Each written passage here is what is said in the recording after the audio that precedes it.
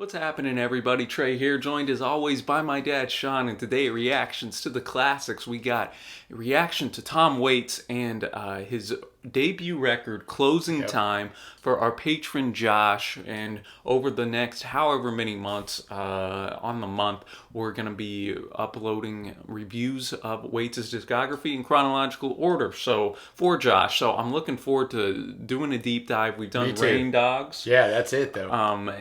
So this is cool to kind of take it all the way back, because this definitely has quite the different sound to it. But if you enjoyed this video, y'all be sure to give us a big thumbs up. Hit that big red subscribe button so you don't miss out on our videos. You can also check out all our social media links down below. Link to our podcast that drops every Friday.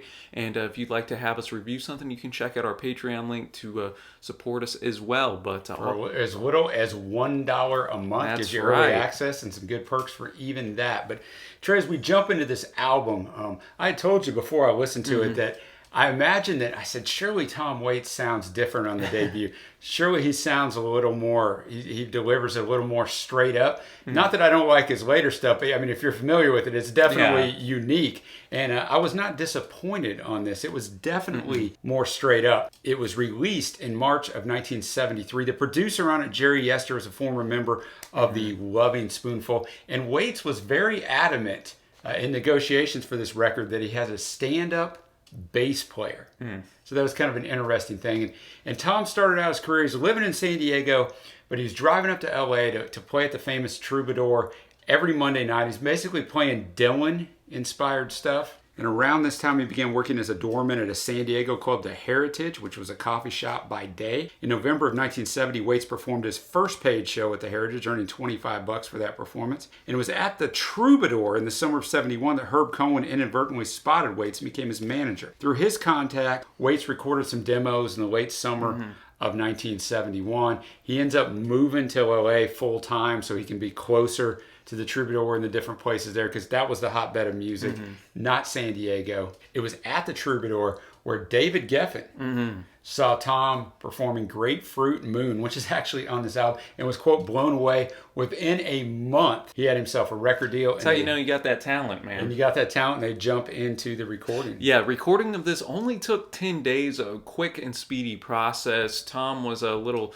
laid back for the first portion, but then as it progressed, him and Yester were said to be pulling against each other a little bit. Reason being, Tom wanted a more jazzy type of sounding record, whereas Yester wanted to go more in the folk direction. So you really do have both sounds on this record at different points. But even in this, Tom was said to be very communicative and helpful to the session musicians with him, and they ended up getting this done 10 days. Pretty quick turnaround, man. Pretty amazing for something this fire. And all tracks on here are written by Waits right away from the jump. He did all his own stuff. It's going to take us into the lead single, first song, Old 55. Numerous artists have covered this. Most famously, the Eagles the next year. And Tom wasn't too happy about that. Initially he said, yeah, I'm not too crazy about the Eagles. And then a year later in 1975 said, the Eagles are about as exciting as watching paint dry. Their albums are only good for dusting off your turntables, and that's about it. Man, Tom, not a huge and I like it early on, man, coming out against a band who was one of the biggest bands in the world. I love it. Yeah, and this song is about a little Springsteen-esque type of stuff in the theme of escapism. Yeah. Because he's saying he wants to get in his car and get out lickety-split. You're immediately introduced to the piano-driven melody here and Tom's softer vocals. Yeah, so good. And just a wonderful way to start this record. I always enjoy it when albums kind of in that opener just really get you enamored and sucked into the sound and kind of what we have going forward. So I thought it was a killer opener. I agree 100%. When I was done, I'm like, yep, this is kind of what I thought we were going to have. But then I thought, well, is it going to be uneven? Most debuts are uneven. No, this was not uneven. That's going to take us to the next track. I Hope That I Don't Fall in Love with You. It's just fantastically written and delivered. Very chilled out. But much more folky. Much more folky, but he's basically sees her across the room and hopes that he doesn't fall in love with her. And you learn throughout the song that he never actually even meets her. That's right. Yeah, and musically, I enjoyed a little harder, like plucking of the guitar Yeah. strings gave it the song a little bit of texture. With the first track, Old 55, a little more jazzy type, and then Yeah. this we had the folk. So there's kind of the Waits Him and and Yester. Yester, yeah, they're both getting their ways. 1-2 punch there, but yeah, just a great way here where Waits just paints a picture with words, and you can just imagine everything that's going on. One of my favorite lyrics: I turn around to look at you, you light a cigarette. I wish I had the guts to bum one, but we've never met. Just kind of turn into that fact that as you mentioned, they didn't even meet. Yeah, Man, what you you want to know have right that then. courage. You see that fine lady or guy across the bar, and you're like, oh, it would be great to talk to him, but you chicken out, and then you never see him again. Yeah, and What you could could have been? imagine during all that time how it was going to be. You're sitting there for an hour or 2 hours going, this is how it's going to be. It's going to be great, and we're going to do this and that, and then boom, they're gone. So I thought fantastic songwriting, and just the song itself was fantastic. Now we're going to take a trip, Trey, to Virginia Avenue. That's right. I really like the final verse of this song. It says, because I'm walking down on Columbus Avenue. The bars are all closing because it's 1:45. Every town I go to is like a lock without a key. So basically, he's been to all these different towns. They all leave him disappointed. So he moves on to the next town. The horns drive this real bluesy.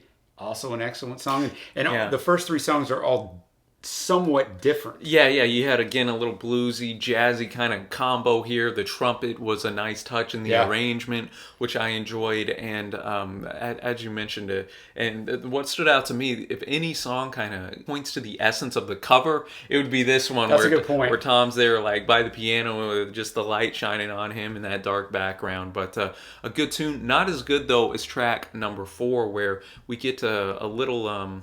I think talking about the different genres, it's a little country-esque at times. Yeah. We have Old Shoes and Picture Postcards.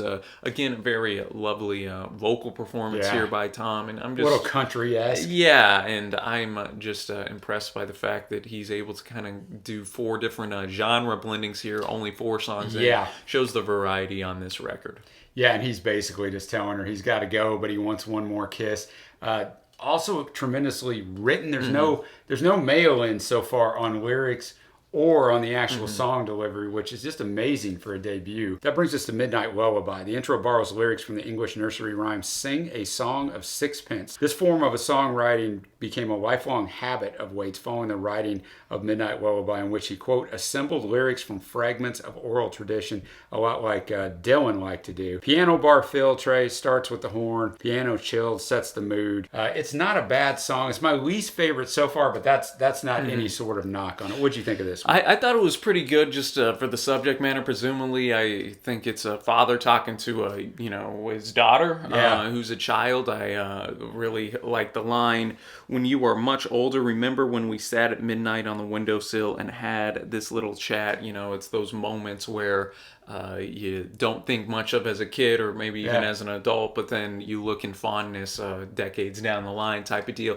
I think it kind of hit that, and it had a little bit of that lullaby type of arrangement to it. And then we start to close out the A-side with one of the bigger hits on this entire record, one of his most played songs. You go to Spotify, in Martha. Yeah, and Trey, I only know one other song about Martha, and that'd be Martha, My Dear, and I prefer this one. Tim Buckley, who was much more well-known at this time, actually covers this song the same year. Bette Midler sings it on Saturday Night Live all the way in 1979, so it shows you already in 73 that Tom's songwriting is at another level. Really enjoy the song. He's in his 20s, but he's writing a song about somebody who's much, much older, who's reminiscing, who's writing to Martha 40 years after they've been together. That's right. Kind of reminiscing on what could have happened.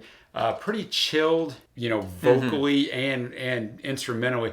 I liked it. I thought it was really good. Oh, yeah, this is one of my favorites. The way he's able to paint the lyrical picture here was great. You had the cello, which added some sweetness to the arrangement. I really thought it was unique in the fact that he mentions that he thinks about what could have been. He kind of still almost wants it, yet he's married himself, and Martha is now married herself. One of the best lyrics in the entire record. And those were the days of roses, of poetry and prose. And Martha, all I had was you, and all you had was me. There was no tomorrows. We packed away our sorrows and we saved them for a rainy day. What a song. What a way to end out this A-side, man.